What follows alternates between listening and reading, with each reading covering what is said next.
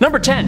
Hulk. We all know of the famous Hulkbuster suit. But would it just blow your minds if I told you that Iron Man has defeated the Hulk without it? Yes, that's right. In Iron Man issue 132, our Golden Avenger faced off mano a mano against the strongest Green Avenger. And when I tell you this was one hell of a fight, I ain't lying. After an attempt at helping Bruce Banner results in the Hulk persona emerging, resulting in Tony donning the suit and protecting his employees, the fight goes from Stark Industries to underwater to an Air Force base where the two basically play baseball with a luggage carrier and Tony's favorite jet. The resulting explosion stunned the Hulk, and in that moment, Tony mustered every bit of solar and reserve energy he could, overriding the safety protocols of his suit to hit the stunned Hulk with a singular massive punch that knocked out Hulk and killed that suit of armor. Number 9. Sentry / The Void. This is one of those do whatever the hell I can to defeat you kind of moments. In the Marvel Siege storyline, Bob Reynolds, the Sentry, one of Marvel's Superman characters, has joined with Norman Osborn and his Dark Avengers, being somewhat taken over by the Void. In the end of the story, the Sentry, using the power of the Void, was directed by Osborn to take out the floating city of Asgard, which he did, sending it crashing to the ground. And then he de-lifed Loki. The other Avengers and Thor have not been able to defeat Sentry / Void yet, so as one last ditch attempt, Iron Man uses a whole Hammer helicarrier as a missile and crashes the whole thing down on top of him. This weakens the Void enough that Thor can end him with a blow from Mjolnir, but damn, Tony really just had enough of this guy. Number 8. Hawkeye. Surprise! Hawkeye does not stand a chance against Iron Man, but he did actually put up a pretty good fight the first 2 times they fought. Both times were in Tales of Suspense in issue 57 and 60. Hawkeye's first appearances before he was actually a hero, when he was instead a criminal. Natasha Romanoff, who is also a criminal at the time, tricks Clint into helping her steal Tony's powerful tech. It doesn't go too well for them though. At the end of the first fight in issue 57, Tony gets Clint clinging onto a pole, which he then bends and flicks like one of those little door stopper things, thwanging little Robin Hood here into the water and then saving the unconscious Clint from drowning. Doth mother know you have not liked or subscribed? Well, that's okay if you don't want to, but it would be appreciated. Okay, let's move on. Number 7. Green Arrow. Green Arrow and Batman have had a few scuffles before, and on the last list, we learned he isn't even considered a threat by Batman really. Things kinda get taken to another level though, in Superman Batman issue 14 in 2005, Pretenders to the Throne. Batman and Superman have become villains and rule over the country. Batman brings Superman to Green Arrow as a sick, twisted birthday present so they can pummel him together. Green Lantern actually gets Supes with a kryptonite arrow, which seems to only make Batman more angry, and after a hit with the bow, he completely lays into Green Arrow. That is, until Superman completely disintegrates him with his heat vision. Yikes. You know, maybe this is more sadistic than embarrassing. Number 6. Spawn. In 1994, Spawn was a powerhouse of money making. Now take that character and stick him in a comic with arguably one of the most popular characters ever, Batman, and you've got an instant success. While it may have been over the top ridiculously violent, it's still an awesome comic. As we said before, any team up has to have a little scuffle between the two main heroes, and this was one hell of a scuffle. It was brutal and violent. While it may have ended in a draw, during the fight, Batman actually ended up stabbing Spawn in the face with a batarang. The scar from this attack made its way into mainline Spawn comics, while Batman walked away without as much as a scratch. Fight Batman, and he'll give you a scar even your fans have to remember. Number 5. The Justice League. In Justice League Doom, the animated movie, Batman is being scolded by the other members of the Justice League for having contingencies to immobilize each member of the League. They are deciding if they should make him leave the Justice League for this. Batman just kinda helps them decide. If you people can't see the potential danger of an out-of-control Justice League, I don't need to wait for a vote. I don't belong here. And he just walks out of there. Superman goes to him and asks what his contingency for Batman himself was, and he says, "The Justice League." As someone on Reddit said, Batman is 100% right in this fight. Batman quit on his own terms, Batman built the Justice League's watchtower and has a deep understanding of how it works, and Batman left the watchtower to them, despite having designed, funded, and built it. Number 4. The Flash. The Justice League animated TV show in 2001. After the somewhat newly formed Justice League become fugitives, running and hiding from the Thanagarian troops, they take shelter in a department store. They come up with the solution of trading in their superhero costumes for regular street clothes to disguise themselves. This is when Flash pipes up, trying to voice his opinion about the whole secret identity thing. Batman cuts him off, walking right up to him, pointing at each member who has a secret identity, and straight up just saying their real names. Clark Kent, Wally West, Bruce Wayne. Yeah, shut up, Flash! Number 3. Aquaman. Okay, look, Aquaman does have some serious power, and in recent years, he's gotten a hell of a lot better. Partially thanks to Jason Momoa. But this story, well, it really doesn't make him look good. In Legends of the DC Universe number 27, the Joker goes to Atlantis and convinces everyone there, including Aquaman, that he is the king of the land. Aquaman even admits he's heard of Joker before from Batman, but that he just doesn't pay attention. Aquaman goes to the surface where he suddenly has trouble walking, can't figure out how to contact Batman, and he gets pepper sprayed. Then, Batman shows up and says no to helping Aquaman, so Aquaman attacks him. This gives us a full 3-page spread of Batman completely beating the gills off of Aquaman. Which is even more embarrassing when you realize Aquaman has actual powers. Number 2. Martian Manhunter. Okay, this is a short little moment, but it shows us a side to Bruce Wayne I don't think any of us knew existed. In JLA issue number 27 in 1999, there is a single page. Bruce Wayne is meeting with Clark Kent and a mystery woman who Clark introduces as Hino Ray, and she greets Bruce. In the very next panel, we find out that this woman is actually John Johns, the Martian Manhunter, in disguise. How? Well, Batman says that while the accent was flawless, the name was a dead giveaway.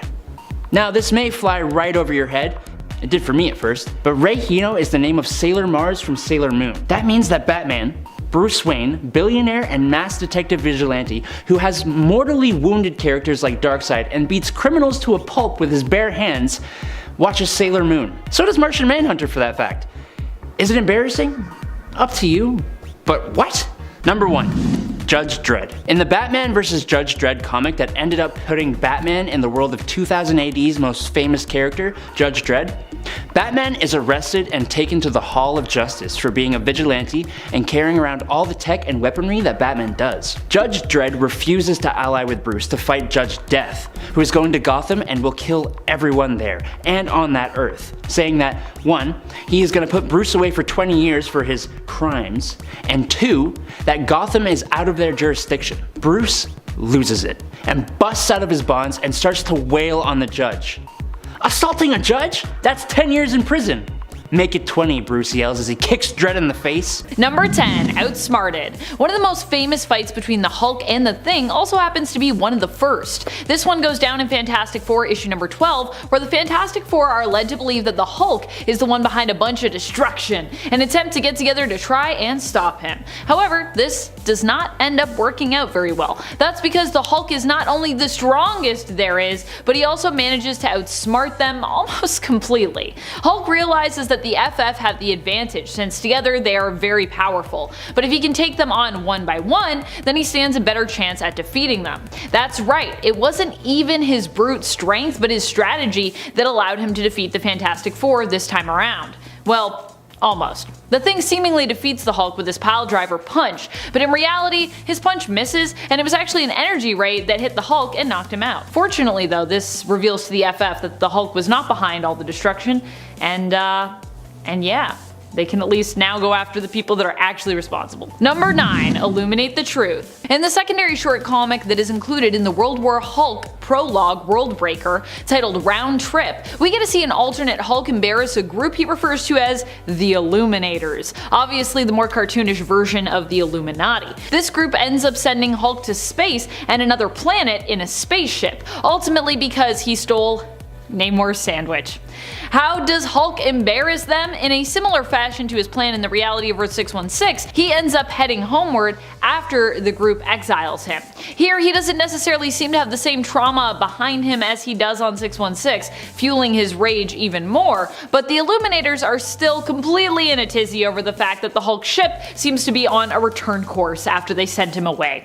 Except Namor. Namor feels safe knowing that he lives deep in the ocean and that if the surface world gets all smashed up, he and his kingdom will probably still be good. And friends, before we move on to the next spot on this list, if you love our channel and you love our content, be sure to head on over to Facebook to show us that love and support by giving us a follow and a like. I think that's one of the things you do on Facebook. You like stuff.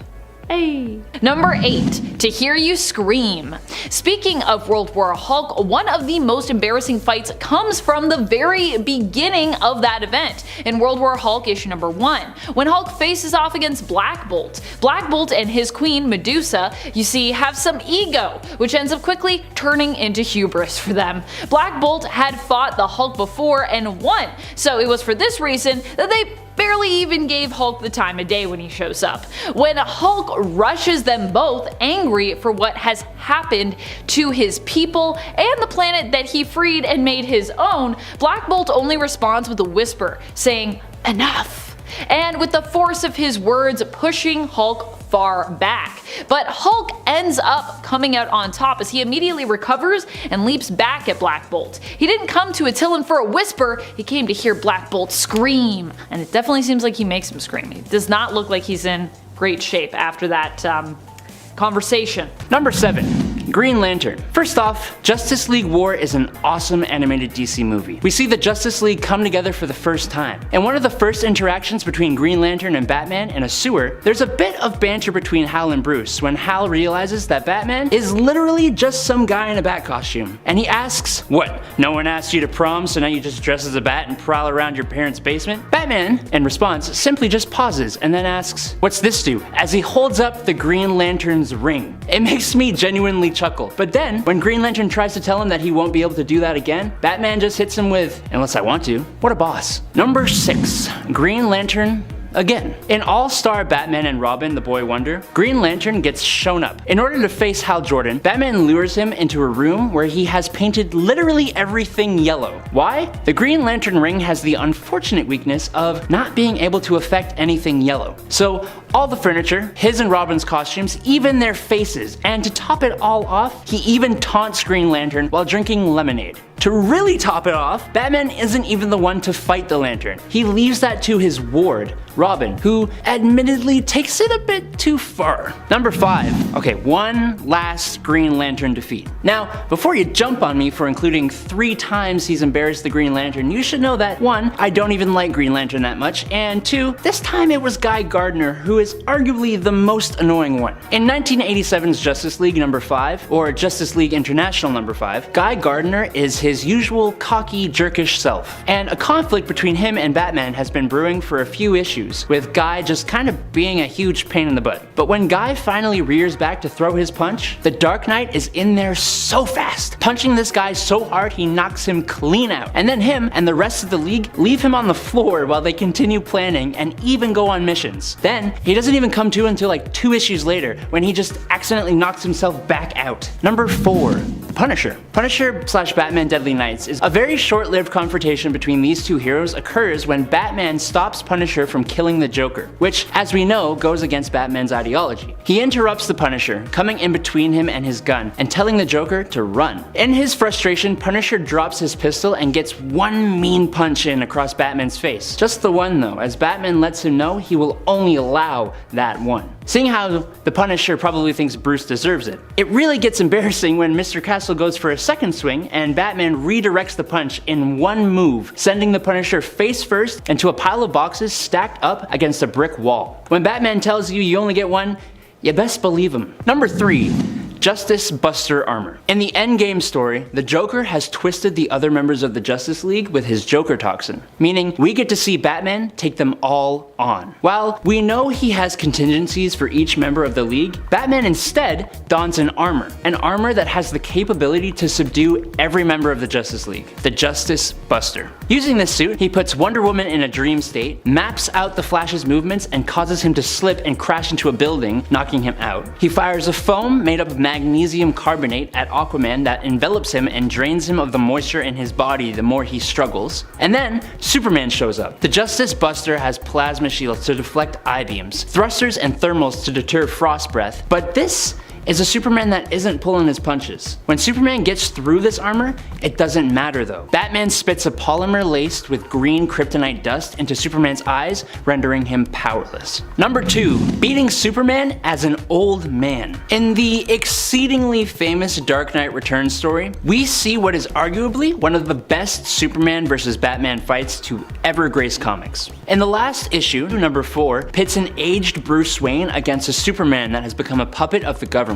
Superman has been weakened by a nuclear explosion. He's been hit by hunter missiles, shot from a tank, shot with a sonic gun that makes his nose bleed. Batman uses every watt of the city's power to electrocute Superman's brain. Batman then socks Superman straight across the face a few times, shoots acid in his face, and after being hit with a green kryptonite arrow, Superman takes a studded boot to the jaw before Batman seemingly dies of a heart attack. Even at 55, he left Superman battered and bleeding, and the whole thing was just a ruse.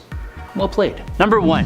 He put all the other heroes to shame. Of all the insanely powered heroes in the DC universe, Batman is the last person you or I think could pose a threat to Darkseid. So it's kind of embarrassing for every other hero that has lost to Darkseid when in the final Crisis event, Bruce Wayne simply shoots Darkseid with a radion bullet, killing him, just like that. Yeah, he had the element of surprise because not a single soul thought he could pull off anything like that. Not even Superman could defeat Darkseid here. What makes it better is that it's not the only time he has beaten the God of Death. That's why you don't underestimate Batman, y'all. Number 10. Deadpool has a breakthrough. A breakthrough. Get it? You will. There have been a few times that Wolverine has shamed and embarrassed Deadpool, especially in combat. One such time, Deadpool was actually the one looking for a fight, and so Wolverine decided to oblige him. But he didn't just do that, he also gave him some pretty witty retorts as well. You see, Deadpool was made to believe that fighting Wolverine would help resolve some issues he has with his own past. And while Wolverine not only schooled him in combat, but also wisdom, at one point Deadpool asks Logan to dig deeper. Not knowing at the time what Wade is talking about at all, Wolverine responds with that deep enough murk as he stabs him through with his claws. Wolverine has always had some of the best mid-combat speeches and retorts. He also might have the mutant power of being able to leap and give you a whole speech during that one leap. Number 9. Namor gets beat in his own domain. Surprisingly, Wolverine has seemingly held his own against Namor more than once in the comics. One such time was when the two duked it out in Civil War. Their fight goes down in Wolverine's tie-in issues, mainly being featured in issue 45. Here, not only does Wolverine prove himself on land, but also in the sea, breaking into Atlantis and Namor's palace, and even managing to hold his own in combat against Namor's guards, fighting underwater. And Wolverine isn't usually the best at fighting underwater. He has an underwater suit of Iron Man's to aid him, but it doesn't seem to operate very smoothly for him. Despite this, he gets a few good hits in at Namor, punching him back for a joke that he made when he thought Wolverine was Iron Man about keeping Wolverine on a tighter leash. Yikes. In the end, Wolverine also proves himself to Namor, and despite their disagreement over who should get custody of the criminal Nitro, Namor meets him later at a bar to give Wolverine the information that he was looking for, which I think is pretty nice. And friends, before we move on to this next spot, if you are loving this list and you want to hear about more embarrassing moments that Wolverine has doled out, be sure to head on over to Facebook and click that like, because we are going to be putting up more content over there, and there'll be lots of good stuff for you in regards to Wolverine and other heroes. Number 8. Emma Frost's dirty secrets revealed. Dirty, dirty secrets. Actually, it's not that dirty. It's not that dirty of a secret in my mind, but you know. In this moment, it appeared to be, I guess, kind of dirty. During the first Civil War, Wolverine sets out on his own mission to capture Nitro, the one behind the start of the Civil War. Basically, the catalyst, if you will. He does this against the wishes of Cyclops and Emma Frost. When Emma and Cyclops confront him about it in the 2003 Wolverine series in issue 46, the issue following the one with Namor, Emma threatens to basically mind wipe him back to a 3-year-old mental capacity.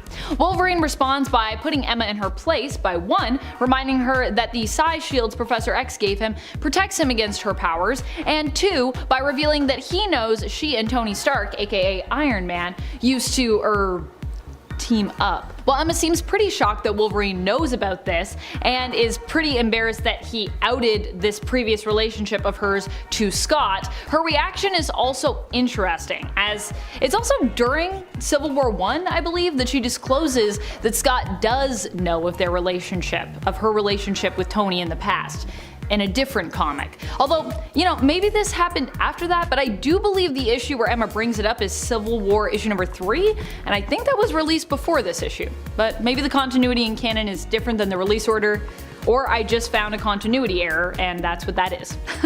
Number 7, cheaters never prosper. This was like a whole thing where I feel like everyone was kind of embarrassed. Like pretty much everyone involved, I feel like, was embarrassed in this one. I know I was embarrassed watching this happen. Oof. We are talking about when in the DCEU in Wonder Woman 1984, Diana competes in an Amazonian triathlon against the other Amazons, despite being very much their junior. The princess is hopeful that she can win the competition despite her lack of experience and her youth in comparison to her sisters. However, when she loses her horse, she has to get resourceful in order to catch back up and ends up taking a shortcut to do so. However, apparently it turns out that this is cheating, and so her perceived victory is considered null and void by her mother, the hero, Queen Hippolyta, who also seems pretty disappointed, but still hopeful when it comes to her daughter's attempt. She's like, look, you can't cheat, but maybe next time, maybe you get him next time. Don't take shortcuts. I was like embarrassed because I was like, really? That was cheating? Oh, okay.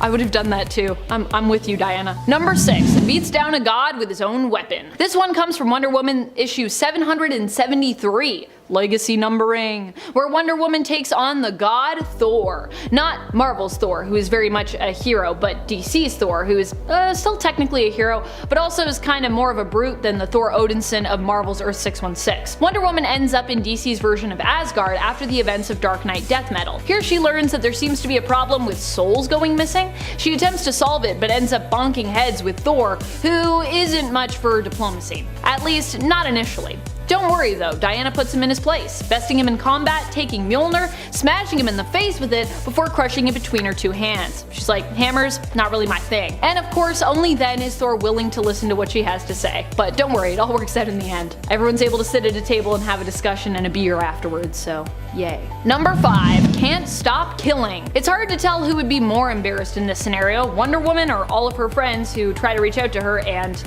really epically fail. This all goes down in a dark multiverse tale, a darker version of War of the Gods. Here, Wonder Woman ends up losing her mother and in her darkness finds herself possessed and overtaken by Hecate, who uses Wonder Woman as her host to reach out and conquer Earth. Wonder Woman's friends try to stop Diana and reach her, but she's trapped deep within a pit of despair after having not properly dealt with her emotions, basically. Struggling to find her way back to love and hope, the only solution is for many magic users of DC to band together, sacrificing themselves in order to defeat Hecate, but still unable to bring back Diana. Whew. Zatanna, as a result, keeps Hecate in Diana's body locked away, hoping to one day find a cure for the possession so she can bring back her friend once more. Number 4, rejected, but for real this time. Real rejection. So this isn't rejection of the romantic sort, but it is the rejection of a kind of like a team-up sort, I guess you could say. In Wonder Woman the Hecate, Bruce and Diana end up at odds with one another. As such, the two end up in a fight with one another. Wonder Woman handily ends up defeating Batman in that fight, placing her boot on his head as he lays in a puddle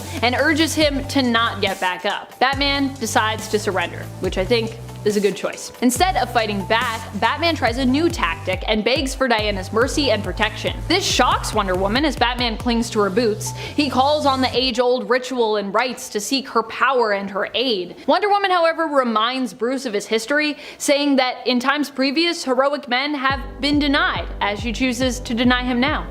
Ouch. Looks like Batman needs to brush up on his reading of the Iliad apparently. Number 3. Spider-Man. Spider-Man and Iron Man here have a bit of an interesting relationship. In the MCU, it's very father-son, but in the comics, and specifically in the Civil War event, while Tony takes Peter under his wing and even gives him some great upgrades, actually manipulates the Spider-Lad quite a little bit. Spider-Man switches to Captain America's side, and in Iron Man Volume 4, number 14, Spider-Man, alongside a few other heroes, launch a surprise attack on Tony. While Spider-Man has beaten Tony before, specifically when Tony threatened Mary Jane and Aunt May, the use of the spider armor gave Tony a ton of information about Parker's spider sense. Not just being able to replicate it for himself, but he got the information to use Peter's against him, which he does while making a nice little baseball themed strike 1, 2, and 3, fitting as they are fighting at Yankee Stadium. Number 2.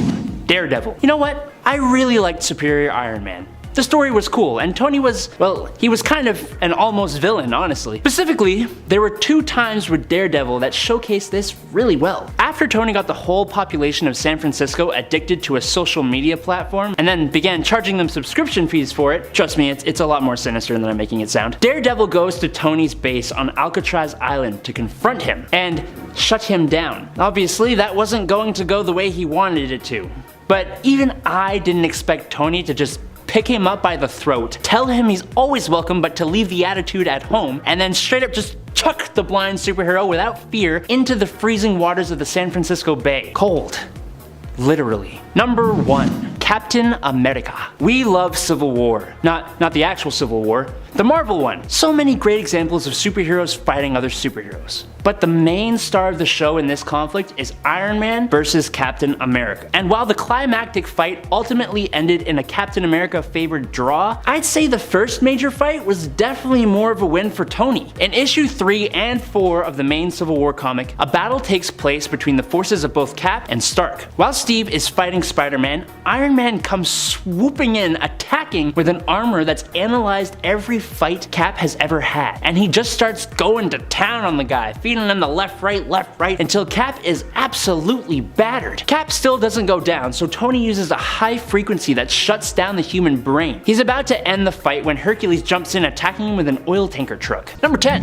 Cyborg. In Injustice Gods Among Us number 15, Cyborg, Wonder Woman, and Superman go to Arkham Asylum to move its prisoners to Superman's quote-unquote secure facility. Cyborg takes control of the asylum security and begins opening cell doors for Flash to whisk away the prisoners inside. When he is about to open the Riddler's cell, Batman gives him a little warning not to, which Cyborg ignores. All it takes is one button on Batman's utility belt and Cyborg's systems go haywire. He falls to the ground, writhing in pain, until Nightwing steps in and presses the button again. It turns out that after Cyborg checks the date of the virus that caused this, Batman had uploaded the virus the very first day the two met, and he's had it the whole time. An easy little button press and he takes down an extremely advanced Cyborg. Number 9. Green Arrow. In the Deceased storyline, when an anti-life virus is spreading throughout the globe and infects Superman, Damian Wayne, the Batman at the time, gets access to Bruce's files around taking down the Justice League. The funniest and most embarrassing thing though, is that when Green Arrow assumes there's a file with his name on it, Damian informs him that there isn't. Batman didn't have a single file for Green Arrow. He didn't even see Green Arrow as a real threat. Bruce is dishing out the embarrassments even beyond the grave. But Green Arrow could be a planetary threat if he wanted to. Wait a minute,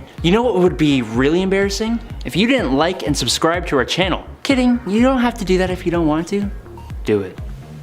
Do it. Do it. Number 8. The Hulk. Bet you didn't expect to see this on the list. Honestly, who would? I know who. Anyone who knows that Batman is Batman, that's who. In 1981's DC Special Series number 27, Batman comes upon the rampaging Green Rage monster. The Joker had tricked Hulk into believing Batman was an enemy. The Hulk ended up getting the Dark Knight in a bear hug, where he almost broke the Bat's back. Batman busts out of it and uses a knockout gas. But Hulk ain't that dumb, and he just holds his breath. Until Batman kicks him straight in the stomach, winding the Green Giant and causing him to breathe in. Yeah, it's probably unrealistic as hell, but it's a man that fights criminals in a bat suit fighting a guy that turns into a giant green monster because of gamma rays from a bomb. So tell me how that's realistic. Number 7. Size isn't everything. It really isn't in terms of battle, as is proven in the Ultimates issue number 5. You see, in in the Ultimate Universe of Earth 1610, Hulk isn't exactly a hero. Here the Avengers are known as the Ultimates, although there is also an Avengers team in this reality, but trust me, they aren't quite the heroic equivalent to the 616 team that we know. But the Ultimates pretty much are that. As Hulk goes on a rampage downtown, the Ultimates must band together in an effort to defeat him. And to be clear, in this reality, Hulk isn't on the Ultimates. The first one up to bat to try to tackle this big beast is Giant Man, aka Hank Pym. He attempts to defeat the Hulk as, well, a giant man. But just because Hulk is smaller than Hank doesn't mean he can't still pack a punch. While Giant Man attempts to hold Hulk beneath his hands and ask him to calm down, also calling him puny, Hulk responds by jumping onto Giant Man's face and threatening to rip his head off and use it like a toilet bowl, before punching his lights out. Proving that, yeah, even if you think, well, I'm a lot bigger than the Hulk, it doesn't mean that the Hulk can't mess you up. Number 6. Bustin' makes me feel not so good. In the case of Tony Stark, that is. While the Hulkbuster became a famous suit of armor in the Avengers film franchise, we also know it from the comics. During the events of World War Hulk, Tony attempted to use this armor to defeat the Hulk when he returned to Earth and threatened to destroy it if he wasn't given the heroes responsible for sending him into space. One of which who was responsible was Tony, who actually initially created the Illuminati group that sent the Hulk away. Tony had also created nanotech, which would in theory be capable of suppressing the Hulk's powers, actually even forcibly using it on Jennifer Walters previously, which she actually sued him for in return. However, the Hulkbuster, the nanosuppressant, even the big bombs that they attempted to use all did nothing. Hulk's pain was so intense, his anger so great, that he became powerful enough to survive all of this and remain in his Hulk form. So apparently it doesn't matter how smart you are, Tony, or how prepared. In the end, if Hulk wants to smash, he's going to continue to smash. Can't Hulk bust your way out of that one. Number 5. J'accuse. Blade is one of the newest members of the Avengers main roster. And being new, it seems that he doesn't quite understand how best to deal with other Avengers members, like former and founding Avenger member, the Hulk. While Hulk is on a rampage, the Avengers attempt to intercede in Immortal Hulk issue 47. And Blade thinks he has it all figured out. He thinks that Hulk has actually been transformed into a vampire thanks to his new/old powers like being stronger at night and being able to return from the dead. Blade might know vampires, but that doesn't mean he's always right when it comes to his suspicions. Hulk's response to Blade's accusation? To ask him if he can turn into a bat, being that Blade is also part vampire. Blade responds with no, and Hulk tells him it's a good time to learn as he tosses him up high and away. He's like, hey, can you do that? You can't? Great. Bye. Number 4. Hot tubbing. While some people might focus on when Hulk beat Thor in Thor Ragnarok in the MCU when it comes to embarrassing moments, I think there is one that tops that. After the fight, Thor is taken to Hulk's private quarters, where his wounds are tended to. When he awakes with a start, he notices Hulk is also there in what appears to be a hot tub? Hulk hot tub. Thor asks Hulk about how he ended up here, and when he finds out that he crash landed on Sakaar via a Quinjet, asks him where the Quinjet is. Hulk responds by getting up out of the tub and crossing the room to where the window is to show Thor the current location of the Quinjet now. This is when Thor learns that Hulk was, naked in that hot tub, which prompts him to seemingly avert his eyes and remark on how that image is now permanently burned into his mind. Yeah, he looks pretty uncomfortable and pretty embarrassed. Oh boy. Number 3. Shatterstar gets shattered. That's right, Wolverine pretty much completely embarrassed and obliterated Shatterstar in the Executioner's Song story. While Shatterstar did seem to miraculously survive here, Wolverine gave him a fistful of claws, not only embarrassing Shatterstar but also leaving Richter pretty distraught amidst the loss of his most dearest friend. Even back in the 90s, the feelings were pretty strong between Richter and Shatterstar, as is evident here and in many of the comics. This all went down in an epic fight between various X-teams, including a split-up X-Men roster into 2 separate teams, Blue and Gold, and X-Factor besides. Wolverine is quick to jump into action, and Shatterstar doesn't even get to show off his own impressive fighting skills much before Wolverine turns him into a shish kebab. For someone who is known for being a proud warrior, this whole display, I imagine, would be pretty disappointing for Shatterstar. While he didn't physically die from his injury here, he may have died of embarrassment. Number 2. Spider-Man gets hit where it hurts. In the heart. You can tell that this was a moment that really was upsetting to Peter Parker's Spider-Man because of how he reacts to it. At one point when both Wolverine and Spider-Man are staying in Avengers Tower, Pete and MJ, who is also there with Peter, have a kind of a relationship scandal. A news story is basically being spread around that MJ, who is still married to Peter at the time, is having an affair with Tony Stark. While Peter is distraught about this, Wolverine takes the opportunity to make a joke at MJ's expense and at the expense of her and Peter's relationship. He says, and I quote, "Sweet Cheeks messed up big time. It's not your fault she screwed up. I mean, if she had brains to go with all that beauty, she wouldn't be with you in the first place, right?" Ouch! Peter of course reacts by pushing Wolverine so hard that he goes flying through and out of a ceiling-to-floor window in the high-rise that was supposed to be made of unbreakable glass. So you can tell that one probably cut real deep for Peter. Whew.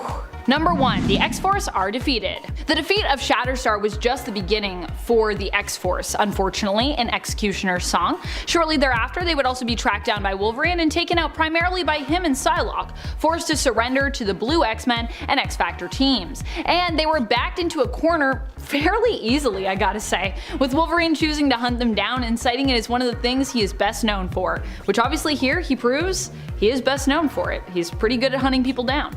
Although I imagine X-Force, like the other teams, also felt pretty conflicted about this whole fight against their friends, so this combined with Wolverine's ruthlessness probably helped to convince them in surrendering. Still, pretty embarrassing that basically Wolverine and Psylocke show up and they're like, hey, we're just gonna do this, and then everyone comes in at the end to be like, yeah, we're here too. Number 10. Lex Luthor. Imagine your long-distance son, who you were finally gaining ground with, is killed by a giant 7-foot clone of himself.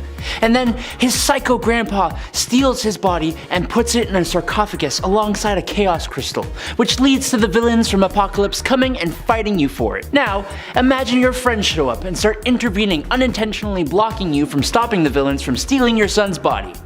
How absolutely fuming might you be? That's kinda hard to imagine, isn't it? Well, basically, after the Shazam and Justice League aligned Lex Luthor tried justifying this, Batman lets both of them know why they should keep their mouths shut and not insert themselves into conflicts they know nothing about. Batman gets 3 good punches across Shazam's face, leaving him shocked and embarrassed, and then knocks Lex Luthor on his butt with a nice stiff punch, hurting his ego and his face. Number 9. Teenage Mutant Ninja Turtles. As with almost all comics that take heroes from 2 different universes and throw them together, those heroes have to fight at least a little bit before they can join forces. It's just tradition at this point. So, of course, in 2016, when we see Batman team up with the Teenage Mutant Ninja Turtles, a little scuffle has to take place.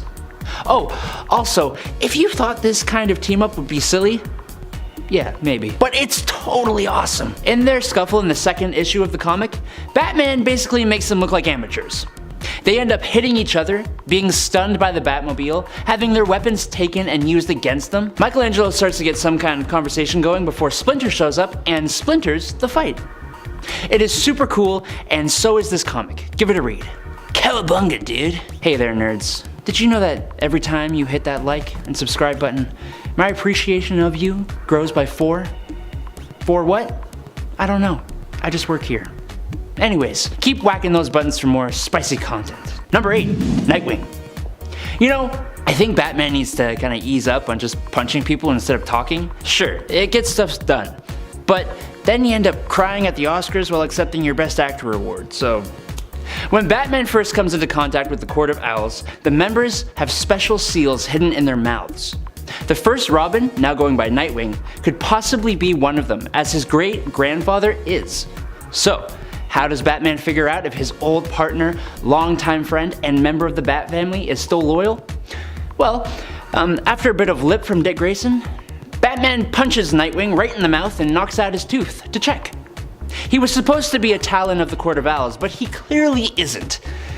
Remind me never to become a Robin, okay? Number 7, Captain Marvel and Gamora. Combo! Wham bam! Actually, more like pew pew. Look, love it or hate it, the second Marvel Civil War event happened. I could get into what the conflict itself was actually about, but that doesn't really have anything to do with this point. The main thing you need to know is that Just like the first Civil War, the superhuman community is split, with Iron Man leading one side and Carol Danvers leading the other. At the time of this story, Iron Man was sporting his Model Prime armor, an armor that could basically shapeshift and change color for whatever it was he needed to do at the time, making the need for multiple armors a little redundant. During a conflict with Captain Marvel and her group, Tony was under attack from some pretty powerful heroes. Specifically, Captain Marvel and Gamora jumped in to do battle before they were dispatched from a single blast from Iron Man. Just one shot is all he needed. Damn. Number 6. Emma Frost. Did you know the Avengers fought the X-Men? Yes, it's true. And a comic titled, get this, Avengers vs. X-Men. It's a good title. Seriously though, the conflict blossomed when the Phoenix Force is headed straight to Earth with Mutant Hope Summers as its supposed host. The Avengers believe this is bad juju for the population of Earth, and the X-Men think this is gonna be what they need for the mutant population to be reborn. A battle happens between the two teams at the mutant island of Utopia. Partway through, Emma Frost comes to make a move, saying telepathically to Cyclops she can shut down the Avengers telepathically, and she is going to end this. Then Iron Man chimes in, I bet you thought you were just about to end this, as he fires microscopic telepathic tasers at her and hopes she will let him make it up to her over dinner. She punches him in the stomach and he blasts back with his repulsors, but this genuinely made me snicker. Number 5. Facial hair bros. Right smack dab in the middle of the video, sort of not really, I want to do something completely different. Something finally not combat related. Yet a victory for Tony and an embarrassment for none other than Stephen Strange the Sorcerer Supreme. In Invincible Iron Man number 3, Iron Man goes to Doctor Strange for help with a little problem he is having. As he's about to leave the Sanctum Sanctorum, he goes, "Thanks, Doctor," and stays there like this for 8 comic book panels, until Steven gives him a very, very reluctant high five as Tony yells, "Awesome, facial hair bros!" And Steven says, "I hate you." I'm sorry, I had to include this. Number 4. Namor. Iron Man and Namor the Submariner have always had a pretty tense relationship, both having massive egos. They have gone at it with their words and their fisticuffs multiple different times. From what I can tell, the powerful Submariner usually has the win more than often. But Iron Man isn't a pushover. He's gotten some good shots, and in Iron Man number 25 in 1970, we have an example of him winning, in a somewhat hilarious way too. Basically, unbeknownst to Tony, his company had been polluting the ocean with a pipeline. Now yes, that is very, very bad. But if you just go and talk to Tony, I'm sure he'd fix the issue. No, that is not the Submariner's way. No, instead, he attacks, destroying the pipeline and then attacking the buildings it's connected to. To subdue Namor, Tony uses the heating coils of his suit to evaporate all the water in Namor's body, basically rendering him powerless. And then he ties him up to an under construction tower using metal beams. It's kind of hilarious looking, and I feel like Namor could easily slip out of that, like the power of gravity, but it's certainly embarrassing. Number 3. Love Frenzy. There was that one time Bruce Banner as the Hulk completely lost it, going into a frenzy that caused him to try and both chase down and beat up She-Hulk. And not only that either. It turns out this whole attempt to do so was actually kind of part of a mating ritual thing. It seems that Hulk forgot that She-Hulk was his cousin, because he was in a frenzied Hulk form. Luckily, Hulk didn't get his way here and was eventually set right again. Although in the Old Man Logan universe, the two do apparently end up together, and we don't really know if Jen was here for that or not. Either way, the whole ordeal is pretty embarrassing for Jen, but also likely embarrassing for Bruce as well, if he was told about it afterwards. It's just embarrassing all around, and also pretty, squicky. Ugh. Number 2, Ripped in Two. Wow, I like how I made number 2 ripped in two. I didn't do that on purpose, but that's good. When Ultimate Wolverine and Ultimate Hulk fought one another in the Ultimate Universe, Hulk pretty much put Wolverine to shame. In this alternate universe of Earth 1610, Wolverine was hired by Nick Fury to track down the Hulk. Wolverine tracked him down alright, but wasn't so good at dealing with him once he did. At one point, Hulk tears Wolverine straight down the middle and tosses his legs so far away that Logan has a challenging time recovering them. And of course I mean right down the middle, not down the middle this way, down across the middle, I guess I should say. In this reality, Wolverine can't just grow new legs, by the way. In order to recover, he needs to find and basically reattach his legs so that his healing powers, or his survival powers more like, can basically take effect and kick in and heal him. So yeah, he had to crawl all the way over to find his legs in the snow. Great. Also, mountains. There were mountains there. Number 1. Why are you hitting yourself? Well, Thor and Hulk fought in Ragnarok, where Hulk only really won against Thor thanks to the help of Grandmaster, tasing Thor until he passed out, just as he was figuring out how to harness the power of lightning without his hammer too. In the comics, these two have fought actually multiple times. One such occasion involved a showdown where Hulk made fun of Thor for having long hair, mistaking him for a hairy lady and telling him that he should get a haircut. Thor, of course, did not take too kindly to these remarks about his long golden locks, which he quite loves, and fought back against Hulk with his hammer Mjolnir. However, Thor ended up surprised when Hulk refused to surrender, claiming he was the strongest there will ever be, before grabbing Thor's hammer arm and then making Thor basically hit himself with Mjolnir. Ouch. Hey Thor, why are you hitting yourself? Number 10. Rejected.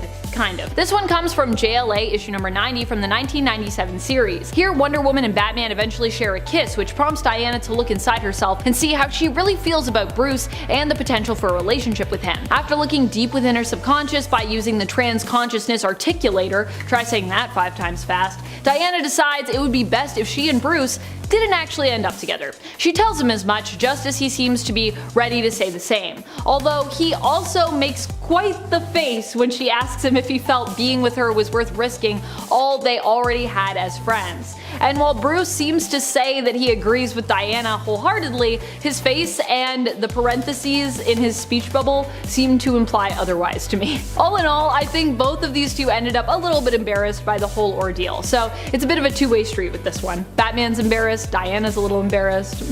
Number 9. Exposed to critical weakness. This one comes to us from one of the short stories included in the Wonder Woman 80th Anniversary 100-page super spectacular. The story is titled Dreamers, and it features a younger Diana who ends up, even as a kid, exposing a critical weakness in the Amazon's defenses for Doom's doorway. She ends up sneaking into the area with the help of Theo the shark, so great, hoping to get a better understanding of secrets and responsibilities she'll inherit when she becomes queen. By the way, in case you forgot, Diana can communicate with animals in marine life. She can talk to Theo. She's basically like a more bad Disney princess.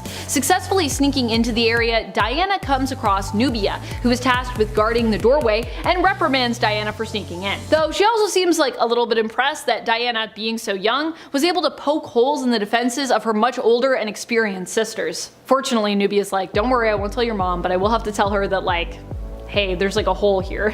We need to fix that. We need to tell these sharks to keep their mouths shut. Number 8. Defeat 'em to beat 'em. You know how we've mentioned the time that Batman incapacitated inadvertently the whole Justice League thanks to his contingency plans being stolen and then used by Ra's al Ghul?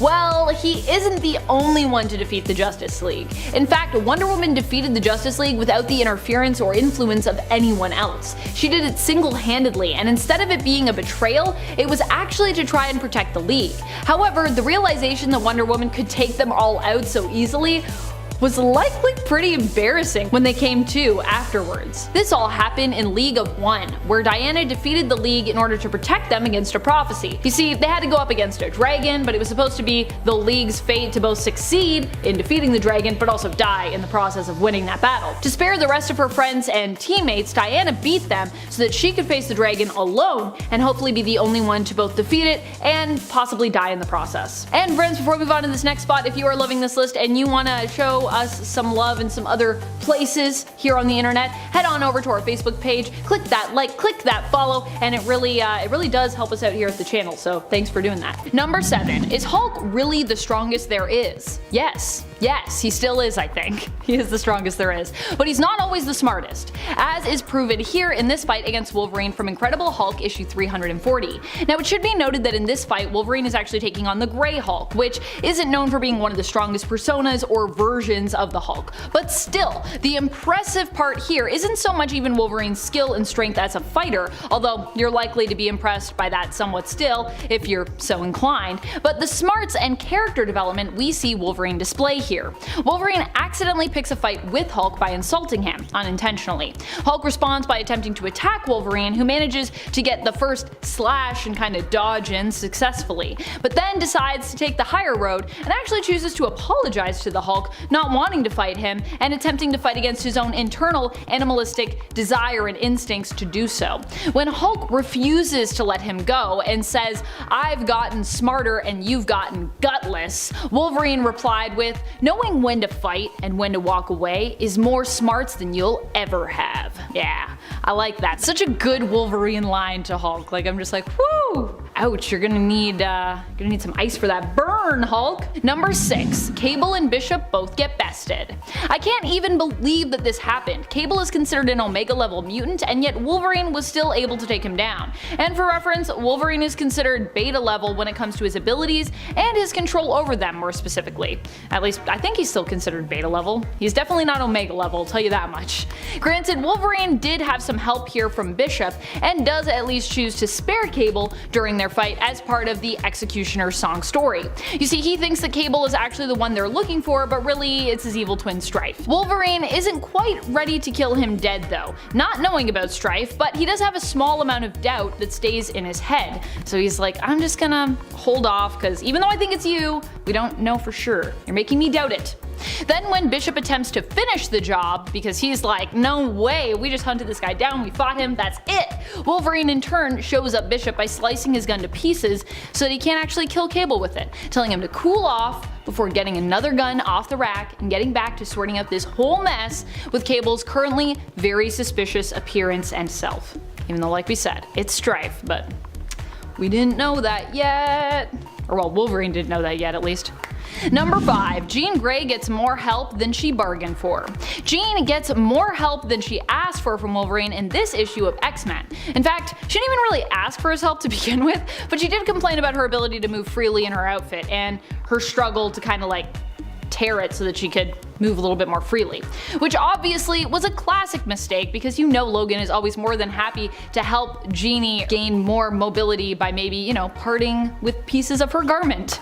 Hey, he's just trying to help her out. This all goes down in the very first X-Men Christmas special that we ever got. In this story, the X-Men are kidnapped, and it's during their daring escape that Jean complains of her inability to move freely. She's trying to like tear her dress. So Wolverine, being the gentleman he is, sees her struggling and decides to help her tear away the bottom half of her gown, freeing up her movement, but at the expense of both irritating and seemingly confusing Jean, who actually responds with, "Hey, not so blasted short. Thank you very much. I think." I just love that whole response. She's like, I'm mad, but like what even happened? Number 4, Cyclops is shamed. When Emma and Scott started seeing one another, Wolverine was pretty quick to embarrass them and shame them in front of the rest of the team. Mainly, he focused his ire on Scott, who he saw as betraying Jean's memory. And he wasn't alone either. By the way, at this point, Jean had recently died and Scott and Emma were together, but yeah, people all felt pretty weird about it. A lot of the other X-Men felt similarly, and they began to actually treat Scott differently because of his and Emma's relationship. This was because the two had started seeing one another psychically while Scott was still with Jean, but he and Marvel Girl, as she was formerly known, were having marital problems at the time. He had a psychic affair with Emma, and then after Jean died, immediately started like just being in this very public relationship with her. Wolverine even went so far as to fight Scott physically over this blossoming relationship with Emma. Don't worry though, Jean's ghost would arrive to give Scott the green light so we could all feel better about the whole thing. Jean's ghost always coming back to be like, look, everyone just be cool. I'm Jean's ghost. I am like a god. Number 3, poking eyes and breaking arms. In Injustice Gods Among Us Year 4, there is a brutal showdown between Superman and Wonder Woman that is basically orchestrated by Batman. The two face off in a trial trial by combat style fight in order to settle a dispute, with Wonder Woman being forced to fight as she was nominated by Batman, even though she and Supes are kinda still technically on the same side here. However, this just means that in the end, Diana is able to use Clark's hesitancy to her advantage. She not only defeats Clark, but she does so brutally. At first it seems as though he'll come out victorious, but the fight ends with Diana clearly on top, attempting to gouge out his eyes before succeeding in breaking his arm. Youch. It's not easy to break a Kryptonian's arm, by the way. That is a lot. Number 2, defeated by love? That's right, Wonder Woman actually defeated someone with basically just the power of love. Although I suppose I shouldn't say like just the power of love. After all, love is kinda Wonder Woman's biggest ideal, I'd say, and it also is extremely powerful if you know how to use it. Case in point, when Diana went up against a villainous Donna Troy. Donna seemingly had the upper hand in the fight, claiming to be the more powerful of the two, designed to be a more perfect version of Diana when Wonder Woman decided to bust out one of her most effective weapons, the lasso of truth, which unlike Ghost Rider's pen and stare, almost always actually works on the folks that she targets it with. I know there's gonna be Ghost Rider fans coming for me in the comments. They're gonna be like, look, the pen and stare is great, but I'm just saying, I can give you so many examples of times it didn't work. I think it's almost equal, it's like a 1-for-1. Compelled to see and realize the truth, Diana reminded Donna of what it really meant to be an Amazon. It's not about power, you see, or strength, it's about being part of a culture, being part of a family, being a sister. That is the most important defining word of Amazonian culture. Sister. And with that one word and realization, Diana handily defeats her sister Donna using nothing but truth and love. Number 1, the truth comes out. One of the most memed Power Girl and Wonder Woman moments comes from the 2007 The Brave and the Bold series in issue number 7. While many people have spun this series of panels with their own reason for why Kara is so shocked at her answer to Wonder Woman's question, changing up just what that answer is, the real dialogue sees Kara handing back Wonder Woman's lasso of truth and while passing it over to her, answering Diana's question of, where she's off to next. Power Girl responds in the comic that she's off to go kill Superman, shocking both herself and Diana, and leaving her super embarrassed while Diana is convinced that something must be wrong with Power Girl. Perhaps she's brainwashed or she's possessed, as the lasso obviously compels those it touches to only tell the truth, so I mean she's gotta be telling the truth. Wow, what an embarrassing way to realize that that's going on.